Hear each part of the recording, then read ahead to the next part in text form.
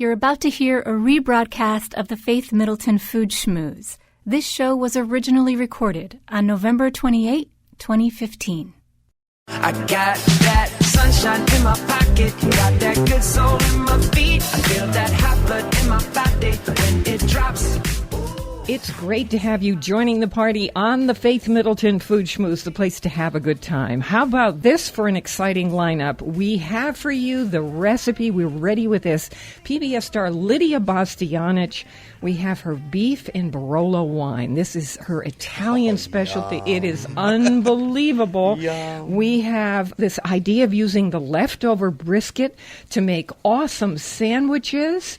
And we have a red wine discovery from the Rhone region of France and a value wine, $20 a bottle. We can't wait to tell you about all that. My treasured food buddies are here, senior contributors Chris Prosperi and Alex Province. So let's start with the Lidia Bastianich recipe, which is her Italian beef and Barolo wine. This is so amazing. We've talked about this before. Lidia was on our launch of the new Food Schmooze.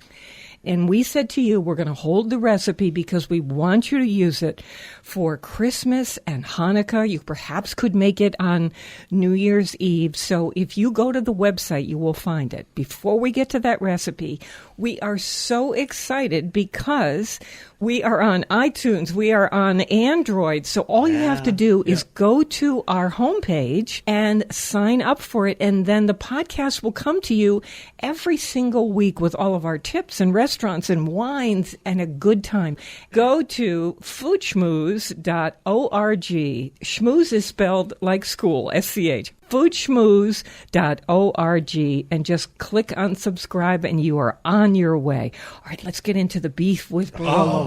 We just ate the dish and it is is it the wine? So soft is it and falling apart and succulent. The wine in the heat, it becomes like a red velvet sauce. Like a demi-glaze. It is unbelievable. This is one of the most seductive things, and I think possibly the best thing we've ever eaten in our Food Schmooze kitchen. 250-degree oven, or even she said you could do it in the slow cooker or the crock pot. On a Sunday? If you go to foodschmooze.org, you will see that this is posted with this picture that will make you go wild.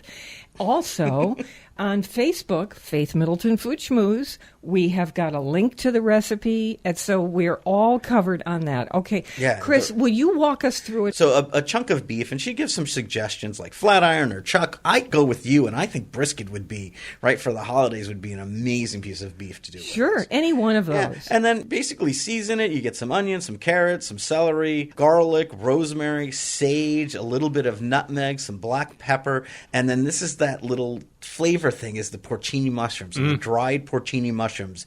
It has not a lot, just enough to give that sauce that flavor. So the fresh porcini mushrooms would cost you a fortune. Oh my gosh. The dried porcini mushrooms, all of us can afford, so that's a great thing. And you can get them in Stop and Shop. You can get porcini powder too, which is a great thing and even less expensive than the actual mushrooms, but either or. And then it has 2 bottles of Barolo wine, and Alex had a great tip for this one because Barolos can be a little pricey, and that's to get a Barolo that's not really a Barolo, but kind of a Barolo. And that's, what's the name of the wine? Nebbiolo. They're way less money than a Barolo. So you go into your wine store and you say a Nebbiolo because that is at the root of the Barolo wine. And there you go. Yep. Alex, what would you spend for a bottle of wine cooking like that? $10-15. Yeah, so it's a lot less. And then some beef broth. And when I made it, I used my favorite brand's Kitchen Basics, but there's so many good ones in the supermarket now, right? In the Permalot boxes. Just a good beef broth. Let's talk about the browning of the meat. You start with some olive oil, you season the meat. She does it at a big Dutch oven, but you brown it on all sides on the stovetop. It takes about 8 to 10 minutes to get it. And you want to do a nice medium-high heat so it gets nice and crispy on all the sides. Floured or not floured? No, she doesn't use any flour, and I agree with her. That's not necessary. I agree with her, too. And here's the thing. Whether you are a cook or not, if you're browning something for the first time, you can leave it there a little too long. That's the mistake I made when I was starting out cooking.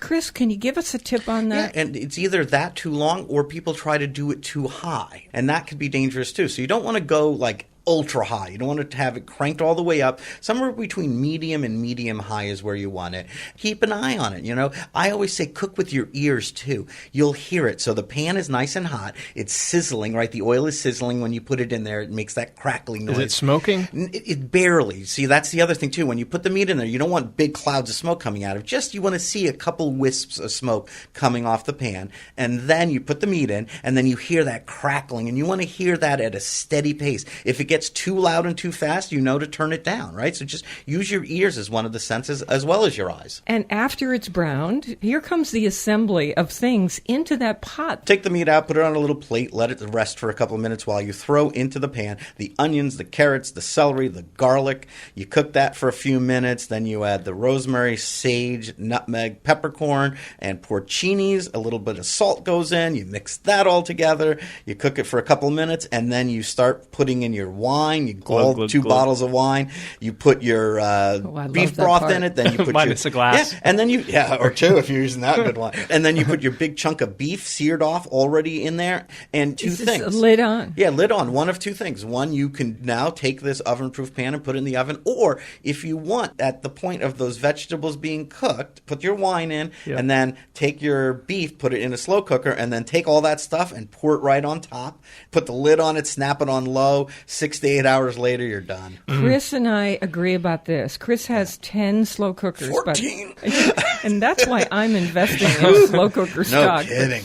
Chris has and uses them constantly. One size will do. You just always want to make sure that any liquid, you're at least at the halfway point in the size of your slow cooker. But in any case, you can do this in the slow cooker. I agree with Chris. I would do it this way. And when Lidia Bastianich was on our launch show for the new Food Schmooze, she agreed with us and she said, absolutely, you can do it in the slow cooker.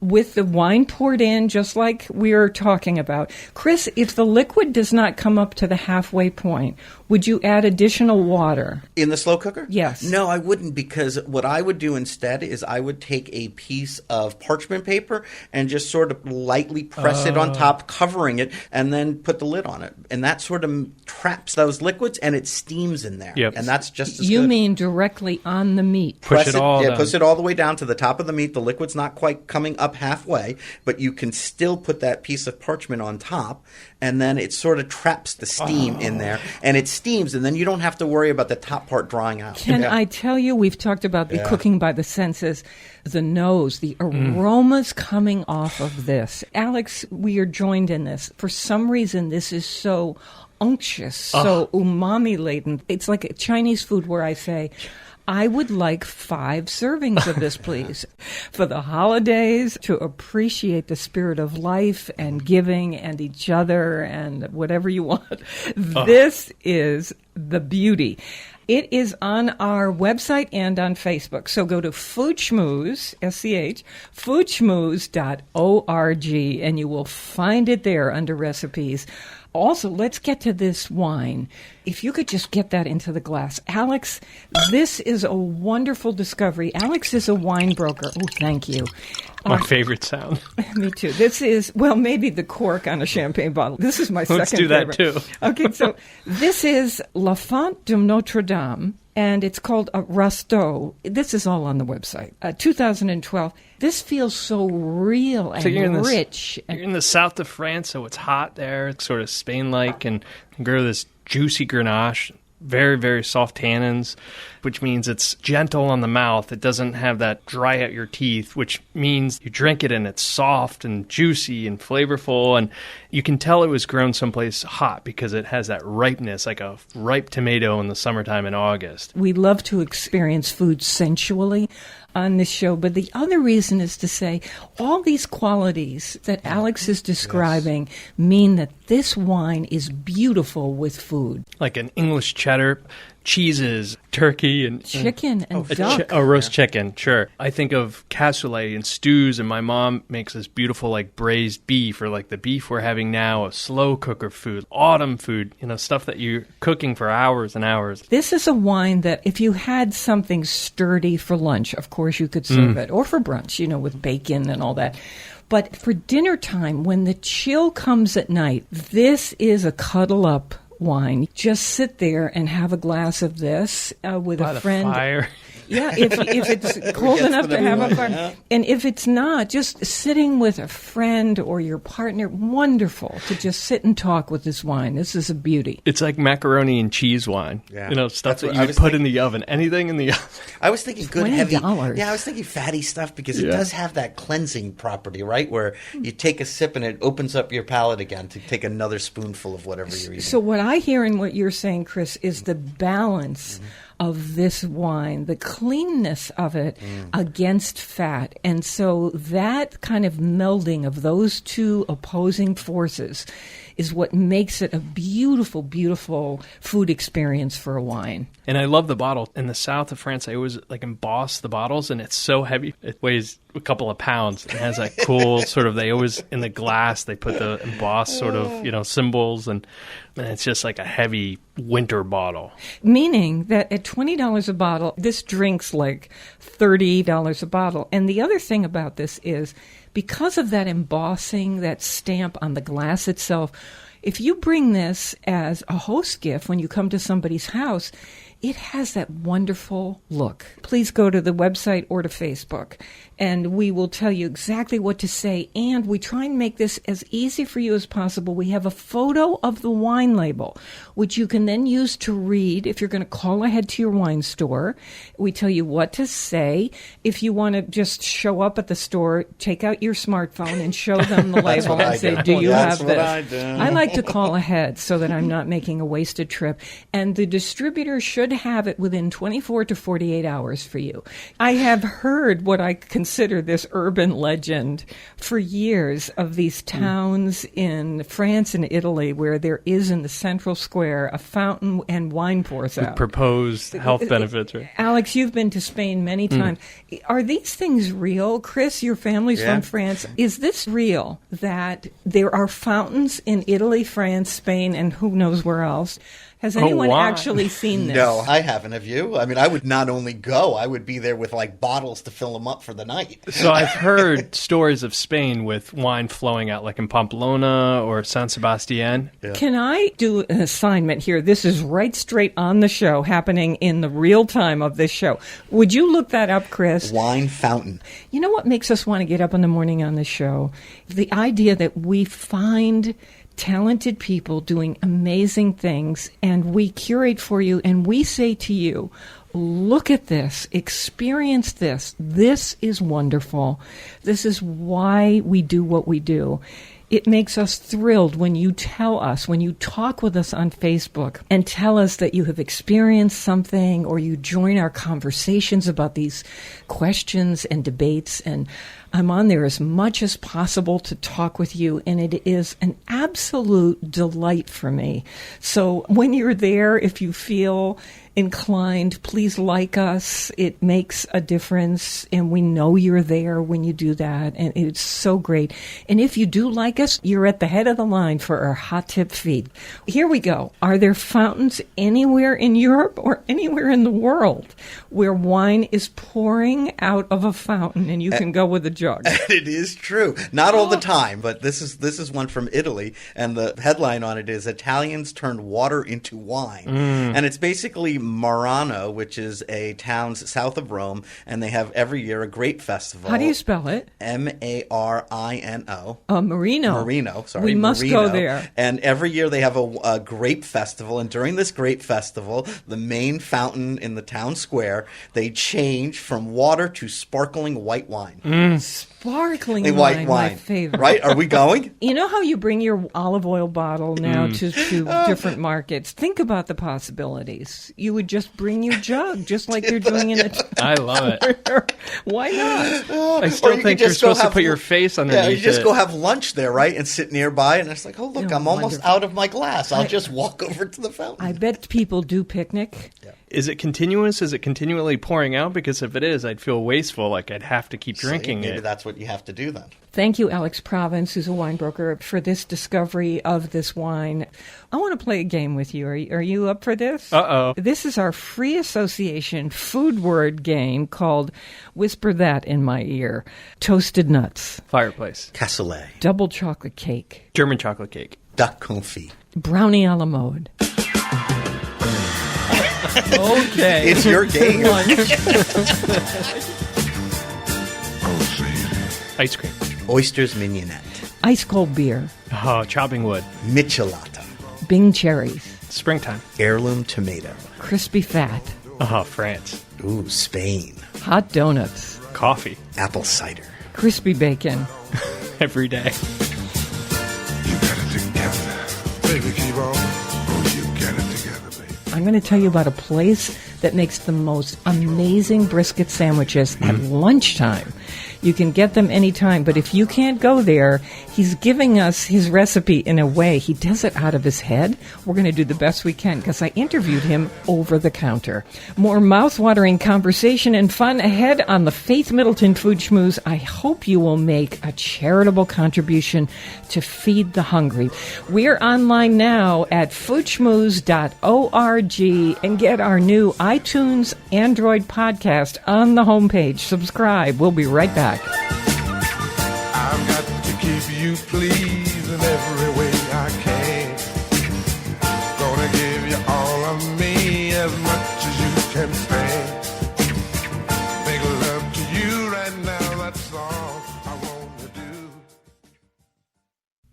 Thanks for listening. This is a rebroadcast of the Faith Middleton Food Schmooze. The show was originally recorded on November 28, 2015. Beans and cornbread, beans and cornbread, beans and cornbread. Beans and cornbread had a fight. Beans knocked cornbread out of sight. Cornbread said, now that's all right. Meet me on the corner tomorrow night. I'll be ready. I'll be ready tomorrow night. I'll be ready. I'll be ready tomorrow night. I'll be ready. I'll be ready tomorrow night. That's what Beans said to cornbread. We have a free podcast for you, meaning you'll never miss a drop of pleasure. Just sign up for it once at our site, and we will automatically send you our show every week so you can listen on your schedule and hear about all the things we have. Discover the delicious food, wine, events, and cocktails that we feature. Just go to our homepage, foodschmooze.org, and you'll see subscribe. I'm with my treasured food buddies, Chris Prosperi, chef and co-owner of Metro Beast Restaurant in Simsbury, Connecticut, wine broker Alex Province, and here we go. We've got that party punch that I was talking about. Anthony DeSerio is our chief cocktail contributor. We said, Anthony, with the party season just about to be in full swing, can you give us a punch? I'm envisioning a big glass bowl. Yeah, as you walk in. The ladle, nice glass cups. And people still do that. I've been to parties where I've seen bowls of punch. This is really the way to go, I think. I mean, who can stand there for a giant crowd making one cocktail at a time? That's kind of tough. Plus the festive feeling that you get from some of these punches, and this is one of them. So this is a joyful New England punch. It does about 30 people. We have the recipe at foodschmooze.org. Here is what is in this. White sugar and brown sugar and water, lemon juice, cranberry juice, dark rum, and we tell you what kinds that Anthony likes, and a quart of cognac. And then 4 ounces of brandy. He is loving peach brandy at the moment, and there you go. He gives a brand that he likes, but you certainly can use whatever brand you have around. Anthony takes a mixing bowl the night before, and he fills it with water and then puts it into the freezer. So that the yes, individual cubes melt fast. They're going to add a lot of water to your cocktail. That's why you see restaurants investing in large cube machines so that there's not so much water going into your drink. I bet you could use a bunt pan. That's a wonderful idea. I've even seen the one that looked like a cathedral. Sure. From like the fancy stores. Yeah. I agree. With like the a spires. Kind of a castle kind of you feeling got it. to Floating it. castle. So he uses this bowl, whatever you want to use, and then pops it out about an hour before your party is to begin into the punch bowl so that it starts to chill, and it will be a slow melt. Essentially, you just dissolve the sugar in some water into this big bowl, and then add the rest, the lemon, cranberry, the rum, and the brandies, and some more water. He adds that big block of ice. Then you're set to ladle this. And I'm not going to kid you, this packs a wallop. And so I say this is something best served for the neighborhood, when people can walk over and especially walk home. I always shop in those secondhand stores, and I always see the punch bowls. And I found one, I don't know, about a year or so ago, and I bought it. And what I noticed is the cups, which is why it drew me to this. Yeah, they're the not little these, handles. Yeah, and they're not. And then I was like, of course they are, because if you're drinking this punch, you're not going to want like our modern day glasses are. I don't even know, a pint, right? The big glasses. I mean, the old school punch bowl came with its own glasses, and those glasses were like these little, I don't even know, 2 ounce, 3 ounce little cups. And reminds me of the Griswold family Christmas when he's dumping his thing in the punch bowl of eggnog. Right, but those are the cool things about those kind of going retro and those things, and going to find those like. How much cool did you pay punch for bowls. it? Oh, it was not. That's why I love shopping in these stores. I don't know. The whole set was like $25. Wow. In a pinch, I have a set of those giant stainless steel bowls that come down in size, so there are 4 that nestle into each other. When I'm stuck, if I don't have that nice little glass punch bowl, I will use one of my big, giant stainless steel bowls, because nobody cares. And this is the kind of thing on the table where people can serve themselves, and you're going to hope that everybody's in league with drinking responsibly. And it is delicious. It is joyful New England punch, and it is based on a recipe from the 1700s. So cool. I think it explains the brilliance of the United States Constitution. Sure. Because it's from it's from Philadelphia. We did that. We wrote that around a punch bowl. Yeah. Maybe that's what we need. We need to bring in punch bowls into Congress. The big ones. All right. It is the season of Hanukkah and Christmas and Kwanzaa and New Year's, whatever holiday, Three Kings, whatever holiday you celebrate, we're in there with you. I love to learn about these new holidays. I wonder if anyone's going to saber a bottle. You showed them how. This is the time of year to do it. If they do, I hope they tell us. You bring your whole party outside, right? Don't do this inside. It is so much fun. And we have a video online of us doing this, getting a lesson from, who better, Jacques Pepin.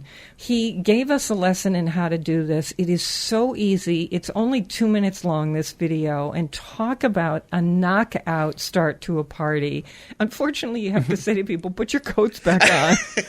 But I think it will be worth it. Alex, you're one of our style mavens. One of the things that I would do for a party at the holidays is to give everybody a sparkler and bring out the bottles. You don't have to have an expensive champagne for this. You can use a relatively inexpensive, as you'll see in the video, sparkling wine. You will see there's a seam on the bottle. We tell you just how to do this, and you can use a regular kitchen knife. I have even done it with a spoon, believe it or not. Doesn't take any force. You slide it up the bottle, and the top cleanly explodes off, as you'll see Jacques doing it. It's a pretty wild video. Then you just pour it in glasses, and then I would light everybody's sparkler and say whatever you want to say. Festive. Yeah, that's great. Right? If you're going to use a kitchen knife, it's better to use the dull side so as not to damage the sharp, valuable That's part. the cool thing about this is that it breaks at that seam. Keep the little kids out of the way. Anything you need to do to be safe. Okay. Let's talk style for the holidays, no matter what your festivity is. When I go to my sister's house, she has spent so much time. It is her engagement with creativity to put wreaths up on the doors, and you walk in and, we celebrate Christmas. And so you see this beautiful tree decorated at Christmas time. When we did Thanksgiving, she had a beautiful runner on the table, and she had put candles and leaves, and, she does that. What do you folks do? We try to emulate a Victorian English Christmas. So I go to the grocery store and I buy boxes of clementines. I put them in triangles. I buy walnuts. I put them by the fireplace. I buy chestnuts. I have a chestnut roaster pan. We buy chocolates and truffles, and everywhere you look, I try to put like these little delicacies around. And when we have people over, I kind of want them to go around and be like, hey, some clementine, or let me roast a chestnut. I'd be hanging over the truffles. That's what I'd be. My family's European, and my mom, and everyone still thinks we're crazy, and I have to preface this by saying that, yes, my brother is a fireman, and he still allows this. My mom actually has candles on her tree. Oh, wow. We've done this since we were born. In a real tree. In a real tree. tree. And we don't keep it lit. You know, it's not like it's lit 24/7. She just lights it when we're there, and we stand around it, and there's something about the glow. And we unplug it because when it's not lit with candles, it has lights on it, but we unplug it, we turn off all the lights in the house, and my mom lights the tree, and we just keep it lit. Yeah, we keep it. Maybe she keeps it lit for like 10 minutes, and we're all in the room. And then how do you blow them out? She has a special thing that, you know, like almost like what you would, like what you would see. Let me just say, this is a European tradition, and we are going to get emails and Facebook comments from people saying this is not safe. You know, fire departments say, do not do this. Because at the holidays, we all know houses burn down, apartments burn down. There are a tremendous number of fires from people doing wacky things during the holidays. So I welcome your story, and I'm saying, unless you grew up this way, honestly, don't try this at home. Yeah, and I have to be the one, I guess, we have to start thinking about passing down traditions. And this is where my brothers are with me. Like, do we do this? My older brother, of course, the fireman, like, heck no. He doesn't. I don't even think he has candles in his house. They're all electric. He doesn't even like it. I feel this thing that I want to, Are they like little heirloom candle holder things? Yeah, they're heirloom candle holders. They're special beeswax candles that burn at a very slow rate. And keep the tree really well watered. They don't drip. And again, you don't keep the thing lit. It's only you keep it lit while you're standing there. Here's a question about the holidays. Do we have the time anymore or the inclination to do what Alex and Matt do, where they go around the house and create this Victorian scene? Do people have the time for this anymore? Because in the end, of course, it doesn't matter. It's the getting together with friends that is the real glue that keeps us happy and gives us a sense of community. But have we lost some of these traditions? When people come into our house for a Christmas party, you could see their faces. They're so happy to see everything that's decorated, and this is what being alive is all about. Okay, here we go. We're going to talk about leftover brisket or making a brisket from scratch in your slow cooker, as Chris likes to do, and I like to do, or in the oven. Yeah, me too. I just never tire of brisket. So we want to talk about leftover brisket. It makes awesome sandwiches. So I'm a regular at the Orient Country Store. It's a very charming lane called Village Lane on the North Fork of Long Island. And there's a cook there, Grayson Murphy, and he serves up these fabulous brisket sandwiches at lunchtime. Of course, he's the kind of guy who does not write down this recipe. He does it from gut. He does it from instinct. So here it is. What you can do is listen to this and say, I see what he's doing. And do you whatever brisket you want and make your own sandwich. And at the end, you'll see that Grayson adds some things like a barbecue sauce and bread and butter pickles and a little tomatillo sauce, which you can buy in a jar in the international food section of almost any supermarket. This is exactly how he dictated this to me over the counter. So you want to buy a brisket at the meat market and make sure that you ask for one that's on the fattier side, because that means you can cook it longer. I make this marinade by combining pureed garlic and chili powder and some ancho chilies if you can get them. Whatever chilies you can get, a little brown sugar and mustard and smoked paprika and some dry oregano. I put all that in there. It makes this paste, and then I rub the paste all over the brisket, get it ready to go into a pan. I wrap the beef and the pan all over tightly in plastic wrap, and I put that in the fridge for a day or overnight. Nice. Then I take it out, preheat the oven to 325. Then I get out a Dutch oven, and I put thick slices of onion across the entire bottom of that Dutch oven. I add bacon fat or olive oil or both. And then I put the meat in, resting on top of those onion slices. And then I add a can or a bottle of craft lager beer and about 2 cups of water. I put the lid on the Dutch oven, and I let this roast in that oven for about 4 hours. Nice. And when it turns to the 4-hour mark, I move the lid slightly ajar, and I let it keep roasting for another maybe 20 minutes. I feel like he says that concentrates the sauces in this thing. Sure. When I pull it out of the oven, I let it rest for at least a half an hour or even overnight. He said it's incredibly tender. And if you want to serve it the way I do at the market, you chop the meat, big slices, and then you chop it up and you layer on whatever kind of bread you want. You layer on the meat, some bread and butter pickles, a little touch of barbecue sauce, and a little bit of jarred tomatilla sauce, that Mexican sauce from the supermarket. You can go on a soft roll or on rice or paleo style on a bed of arugula. No wonder you're there all the time. That is Grayson Murphy's sandwich at the Orient Country Store on Village Lane in Orient, Long Island. Isn't that something? That's just yum. So you can do your own version. Just add the barbecue sauce at the end, make brisket. What kind of roll or bread would you put this on? I like a crusty bread. You mean like a hard surface? Like a hard surface, because the meat's soft, so I like a crunchy bread. So you like contrast? Yeah, I like the contrast. Bantam Bread is not too far from where I live, and they do this good, crunchy country bread with the crust that sort of, when you slice it, it all breaks up. Oh, so yummy. Oh, that is good. I'm your opposite. I like soft to go with the soft, but this is really your taste, whatever works. I would love like white Wonder Bread. Sure. For cooking the brisket, though, I have a quick one, too, from Lee White. It's not so much what she puts in it, it's how she does it. Okay, so even if you make it his way or whatever way you make it with a glaze or whatever, and she does hers with Coca-Cola, like the old, right? The old style. All right, but the way she does it, I think we have a recipe somewhere in our archive. Go ahead. So she takes a roasting pan and she takes 2 large pieces of tinfoil. So just rip yourself 2-foot pieces of tinfoil, right? Put them in the roasting pan as a cross, right? So one piece this way, one piece the other way, and then you take your brisket, and it doesn't matter if you have it marinated or if you just do it plain with a little salt, whatever, and she does hers like always with Coca-Cola.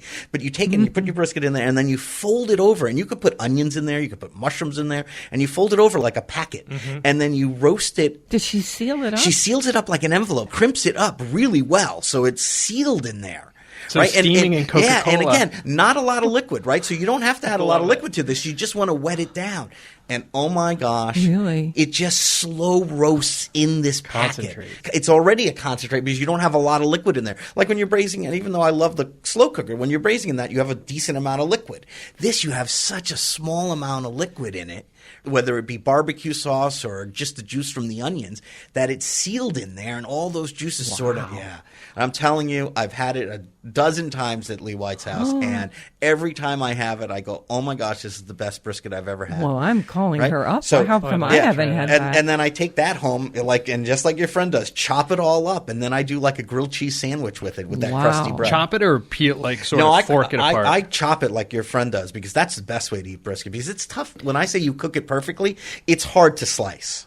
Well, it comes off in shreds. Yeah. That's how I like it. So, I do too. I like it that way too. Well, so listen, for the ultimate brisket recipe, we have on the website, Lidia Bastianich, beef in Barolo sauce, Italian style, as only she can do it. 2 bottles of Barolo roasting in there. It is at our website, foodschmooze.org, and also we'll do a link, of course, on Facebook, Faith Middleton Food Schmooze. It is killer good. Chris, that was terrific. And if you have leftovers, it's not likely in my house, then the next day, brisket sandwiches, or you can try Lee White's style or Chris's style, whatever recipe you're going to use. Unbelievable sandwiches. If I could bottle this up, bottle this up, I would bottle this up, bottle this up, I would, 'cause you're gorgeous in this moment. If I could bottle this up, I would. A quick note, we're so proud of the vineyards in Connecticut and Long Island, where we have many listeners.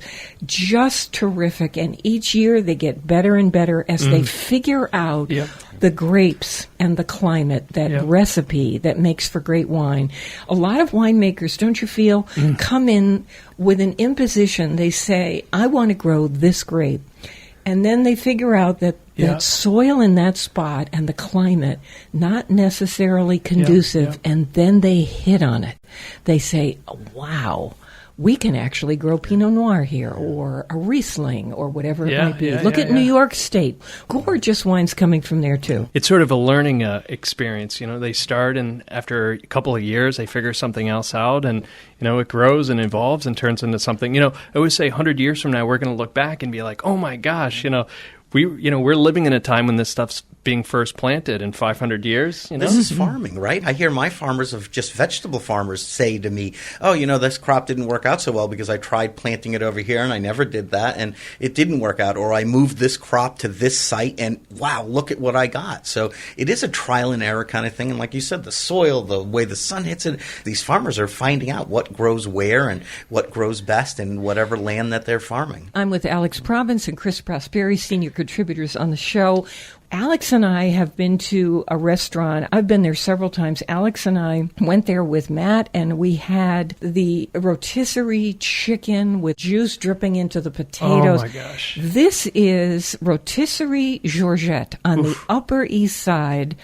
I'm here to say that was a good spot for us in terms of nailing amazing food. It's relaxed, but a little elegant, and these rotisseries with these chickens and ducks and things dripping and going around. Juices on potatoes. Turns out that Georgette Farkas, who's been a guest on our show and is the owner of the restaurant, has been named Restaurateur of the Year by the Manhattan Chamber of Commerce. Good for her. Wow, is she in charge in that place? Please support your local food growers and food makers for on-demand podcast delivery of the Food Schmooze Party every week.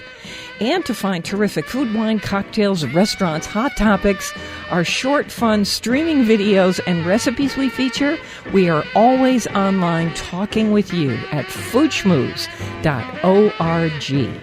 On Facebook, Faith Middleton Food Schmooze. We'll be right back.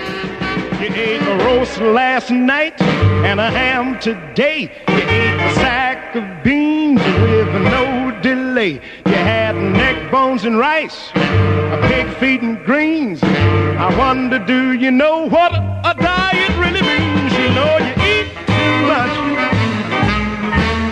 Yes, you eat too much. You know you eat too much, and one of these days it'll get you down. You're listening to a rebroadcast of the Faith Middleton Food Schmooze. This show was originally recorded on November 28, 2015.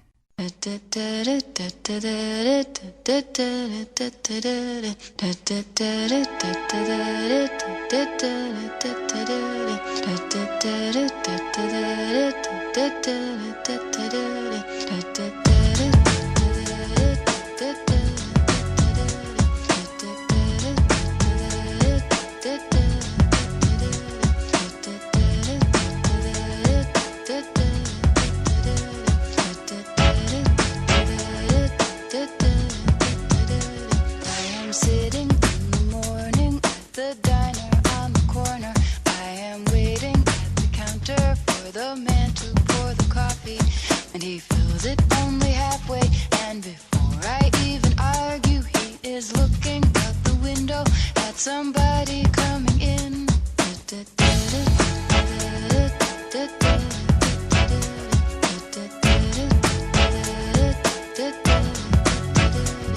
It is always nice to see you, says the man behind the counter to the woman who has come in. She is shaking her umbrella, and I look the other way as they are kissing their hellos, and I'm pretending not to see them, and instead I pour the milk.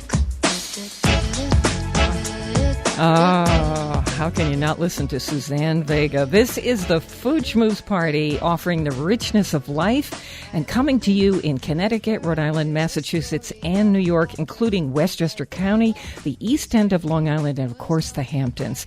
To hear the show on WNPR, we air Thursdays at 3 and Saturdays at noon. Podcasts and our new curated recommendations are always online at foodschmooze.org. Sign up for our free podcast. It's right there on the homepage. Just subscribe. And of course, you can talk with us on Facebook too. Search Faith Middleton. I am with Alex Province and Chris Prosperi here on the Food Schmooze. So just before we took the break, we mentioned brunch and leftovers and how you can use some leftover meat, leftover vegetables. Chris even has a way to use leftover mashed potatoes. They're a great leftover. You can make soups out of them. There's so much stuff you can do with leftover mashed potatoes. Soup? Oh, sure. Okay, a real quick lesson on mashed potato soup. I do this all the time. Like potato soup? Yeah, and it already has cream and butter in it, and it's already seasoned. So really, all you have to do, if you wanted to make a potato leek soup, is take a leek, clean it, chop it up, saute it, just a little bit of oil, if any, just a little water to steam it. And then all you would do is add some broth. It can be chicken broth or vegetable broth or whatever. The box stuff is fine. And let that simmer in there. And then add your mashed potatoes and take a little immersion blender and puree it up a little bit. It goes real quick and you have instant potato leek soup. That's why I always make extra. But for the mashed potato pancakes, what I do is take my mashed potatoes cold, right? They're left over cold from the refrigerator. And all I do is take a couple egg yolks, whip them up, throw them in there, and then you can use flour or rice flour or cornstarch or matzo meal, whatever, just to tighten it up a little bit. And this is just by eye. You want to be able to... As a binder? Yeah, so let's say you have a couple cups of mashed potatoes, 2 egg yolks, just whip it in there. There's the binder. And then the flour or the matzo meal, whatever you use, just to dry it up a little bit to make these little cakes. And here's where you could add in a seasoning. So for me, I love, for instance, curry. Sure. I love Asian sauces. Yeah. I would put a little bit of that in there to flavor these. Scallions. My mom uses flat leaf parsley. And then how do you cook them, Chris? And then just take a hot, and I always like to use nonstick for this, put a little bit of oil in the bottom, and then you just sear them on both sides, and they're done. You just have to cook them till the egg cooks, so it's very simple. And will they turn golden brown? Yeah, they turn nice and golden brown, because think of all the butter and cream that's in there. They turn this beautiful golden brown. And then you can fry an egg in that same pan, and then put your potato cake down and top it with your fried egg and a little bacon. And everything can be cooked. If you have a big one like I do, you can cook it all in that one pan. What I like about what you're talking about is that if you're having people over for brunch, maybe you didn't have leftover mashed potatoes, but this is a do-ahead brunch idea.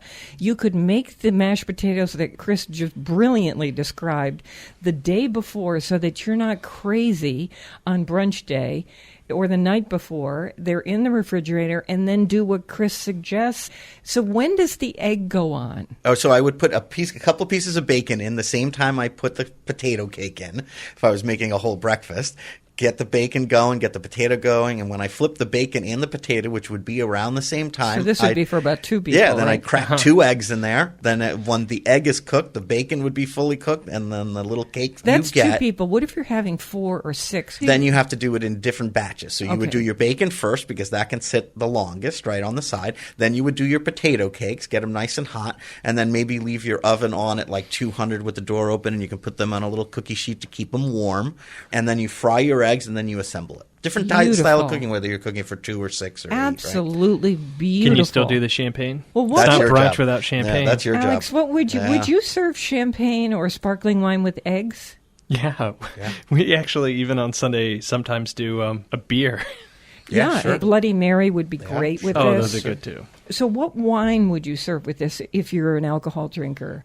Think about this. Eggs, bacon, possibly. A potato pancake. Since it's brunch, I'm thinking a Riesling. It's gentle, it's easy, maybe a tad residual sugar that's pleasant. Kind of lower alcohol content. That's I like nice. that idea. Yeah. And Riesling is beautiful. It's not a sweet Riesling, by the way. Dry, right? This is dry. We had a Hugel from Alsace. Oh my gosh, so good. So good. Very dry that we recommended with Thanksgiving turkey. That would be beautiful at a brunch like this. Want to just keep going with some of these brunch ideas, because this is a time when we're having lots of guests. Let's do one more. Alex, you do eggs and tomato. So in our refrigerator, we always have like half-eaten bottles of pizza sauce and tomato sauce or whatever. So you can take all of those, put them in a saute pan, heat them up, maybe add a little olive oil, and then if you make little pockets, like you scoop out like a little hole. The tomato sauce? In the tomato sauce, in the saute pan, you crack a whole egg and you just drop it into these like little circles that you've made. With a in the spoon. tomato sauce with Yeah. a spoon, and then you put a lid on it. The steam will cook the egg, and you plate it sort of a scoop of the tomato sauce with the cooked egg on a Sounds plate, good, doesn't it? and you cook it so that the yolk is still soft, and the yolk runs into the red sauce. So that's in Spain. Your mother did this. This is also a Middle Eastern tradition, and we probably find out this is spread through many, many sure. cultures. What a wonderful combination. Now, on the egg thing, there's so many things you can do when you have big crowds. And one that I found recently is that you take white bread, cut the crust off it, and I take muffin tins, take a heavy rolling pin, and I just roll the bread out. So it makes a nice little flat square. Pepperidge Farm. Yeah, Pepperidge Farm, whatever brand, I Yeah. don't care. And then you take your muffin dish, and I just take a little cold butter and butter it each little round, and then I press my bread. It's like a little cup, it has the points Yeah. of the corners sticking out, and I press it in there good, and then I just put it in a preheated oven at 350 for about 10 minutes, maybe not even 10 Keep minutes. an eye because on it, right? And it's going to go back in the oven, so I don't want to totally toast What it. was I just the want temperature? It 350, and I just want it toasted lightly. And then I pull it out, and then in that, whatever I have, like some sauteed onions, some bacon, sausage, sure, whatever vegetables, whatever you have, and I put it in each cup, and then I crack an egg on top Yep. of each one. Yep. You could even do tomato sauce, right? Yum. And then little olive oil, salt, and pepper on top. Put them in the oven and bake it to the doneness. If you like the egg, if you like your eggs totally cooked, It's like a mini quiche. Yeah, it's like a little mini quiche. Or if you like your eggs soft, like I do, just a few minutes. So you pre-cook the bread just a little bit Just a because little you're going to bit. cook it again. Yeah. So, Yeah, do so you it doesn't want, get soggy from whatever you put on top of it. So you just get it started, just so you can start seeing it brown just the teeniest bit. Then pull it out, put your filling in there, crack an egg. I love the tomato sauce idea. A spoonful tomato on top of each egg. Pop it back in the oven with a little salt and pepper and olive oil. And then, like I said, cook it to whatever. If you like your eggs on the softer side, pull it out in 5 minutes. If you like your eggs totally cooked, pull it out in like 10, 15 minutes, right? Love that. So Right? this is not something, though, for people who all have various Food opinions. allergies. No, opinions about how they want their eggs done, because these are all going to Cook at the same time, I guess. Yeah, that's... When you have people over your house, it allows you to cook stuff you otherwise wouldn't cook, like pancakes. Like, for just Matt and I, it's difficult to make a batch of pancakes, but you have people over, you can make French everyone's getting toast. French toast. Bring and- out the waffle iron. Oh, yeah. I was watching Jacques Pepin on CPTV, and there was a scene where he had gone to the woman who lives down the road from him and sells eggs. The eggs are very beautiful, and they're so fresh. And he said, when you're cracking an egg, don't do that thing with a knife or crack it on the edge of a dish, because if there is any kind of bacteria on the outside of the shell, that will introduce it to the inside. Lightly tap it on the counter surface and then split it apart with your thumbs. Easy. And then you That's just sort of a great health safety tip. Yeah, I used to raise chickens. My brother and I, the eggs that they lay from a free-range chicken that's not eating chicken food, that's actually eating ants and, worms, is something you can't get in the grocery store. It's absolutely incredible. I The have 12 color yeah. is unbelievable. It's orange. Let me ask you Yeah. something. Chris, you went to cooking school. Mm-hmm. Do they teach you about this kind of thing in cooking school, about how to raise chickens, which would then mean if you were going to eat those chickens or the eggs that they lay? And do you think they should? Oh my gosh, should they? Yeah. And you know what? There's schools, high schools here in New Haven. It's called Common Ground. And they're teaching the kids that the chicken lays the egg, and then the egg comes in the kitchen, and this is what we do to clean the egg and then we cook the egg, and they're seeing what a real egg tastes like. Now, in cooking schools, even the big ones, they've become so homogenous and so machine-like. It's a business, product in, product out, and they skip that. Well, modern Lydia was life. talking about that. Remember how she grew up on the farm and grabbed real milk and real eggs? And if you put a real egg, that you raise yourself versus a grocery store egg, and you taste them both, they look different, they taste differently from each other. They're not the same. Alex, you went online to learn how to do this? They came in the mail. Yeah, Did that's you- the you funniest thing, You go right? online. They literally you, come you in the mail. Buy the chickens. The post office calls you. They give you this box that's a tray. peeping. Yeah, it's a tray, like. It's a tray with peeping birds. You bring them home. They're 1 day old. Put them in a box with a light. You feed them and you take care of them. And about a year later, they lay tiny eggs called peewees. And then, a year in, they get bigger and bigger. And they're just unbelievable. We had Araucana, so they're that gorgeous sort of green. We had... They're so beautiful. oh, my chickens. gosh. We're on WNPR Thursdays at 3. Join the conversation with us. We're always up for a good time online at foodschmooze.org. Of course, on Facebook at Faith Middleton. Until our next party, eat, drink, and be merry. In New Haven, I'm Faith Middleton.